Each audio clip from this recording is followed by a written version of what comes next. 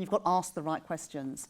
Loads of the numbers that I used came from government, but I only got those numbers because I asked those parliamentary questions day in, day out. Sometimes I didn't get the answers that I wanted or needed, but sometimes you got a little gem that you could use to make a story in a newspaper and to keep the argument going. And the second leads on to the issue of news angles. You've got to make this as uncomfortable as possible for the government. If this is a one-day story, a headline in one paper one day, that quickly goes away and it doesn't really matter. You've got to keep this going day after day, week after week, until you get the result you want. We did that with the state pension age. It's happening with the tax of multinational companies, and it happened with tax credits, even though we only got a partial victory on all of these. You've got to make it uncomfortable and you've got to keep the story going. There's lots of ways you can do that. I've given the example already of making sure that the numbers work. But you've also got to make sure that you're bringing people into the campaign. If the campaign is just a campaign in Parliament, it won't succeed. You've got to bring people in from the outside. So, for example, can you work with an outside organisation to get a petition going? To get a petition going on the Number 10 website, to get a 38 Degrees petition, to get a trade union or a business organisation to launch a petition. Can you get organisations to come out and oppose something the government's doing? Can the Child Poverty Action Group say something? Can the CBI back up your case? Can you find respected external people? One of our big successes again on the state pension age campaign was that Saga, that represents or sends its magazine to so many people, ran stories about this, and we did it in women's magazines as well. So can you get that story out there by having other credible people backing it up and having case studies? Those sorts of things are so important. And with campaigns like the tax credits and the state pension age, it's easy to find people who are affected by the changes to make that case for you, because all the numbers in the world are not as good as a real life story of somebody affected. The third thing that I think makes a successful campaign is using all the devices that you have in Parliament, and there are a lot of them. So you can use Prime Minister's questions, you can use Treasury questions. Those things get on the telly and they get on the radio.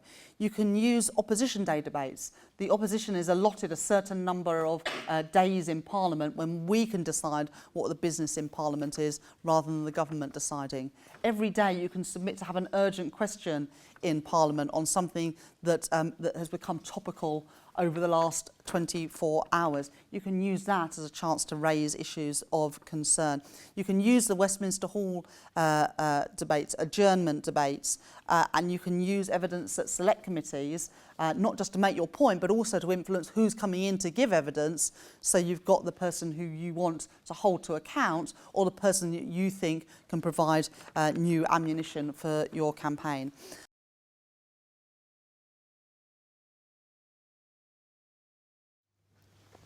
The first and most obvious ways in which a committee report might influence the government is that if specific action is taken as a result of the recommendations.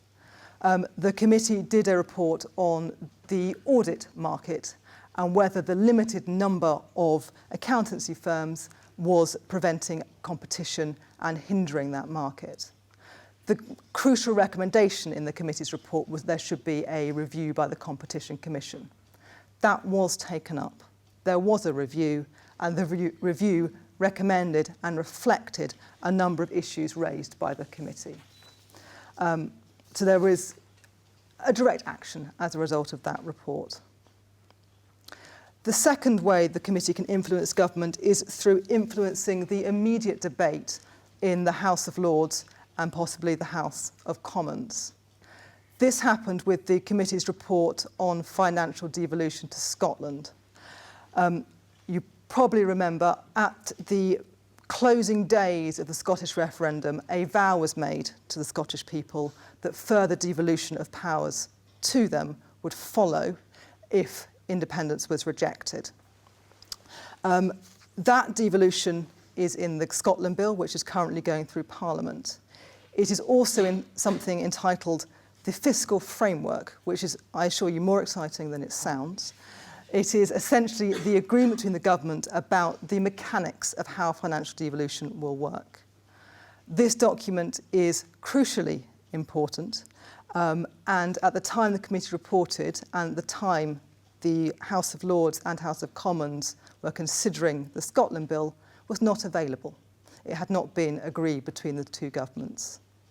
The Economic Affairs Committee were among the first to draw attention to this in very strident language, as that quote I put at the outset indicated. If being on breakfast TV is a mark of success, it led the Scottish breakfast TV stories for the best part of 2 days, that committee report, and resulted in the government re-timetabling the Scotland Bill in the Lords to allow the fiscal framework to be published before the bill finished its passage through the House. The next way the committee can influence the government is through what the Institute for Government, rather patronising, I think, calls pester power, which is about following up and being persistent on an issue. This has been seen in HS2, although the report's central recommendation, which was that there wasn't an economic case for HS2, has not been taken up by the government. HS2 is still ongoing. The committee has been continually writing to the government, challenging the figures that have come out and challenging the responses, which has resulted in information coming into the public domain, which I think otherwise would not have done so. And lastly, there is about influencing the longer term debate. If a committee has done a very thorough analysis of a tricky issue over a lengthy period, that is sometimes used and taken up in longer term policy discussions. The committee's report on immigration is something that is still cited, although it's not a particularly new report now, in analysis of that area.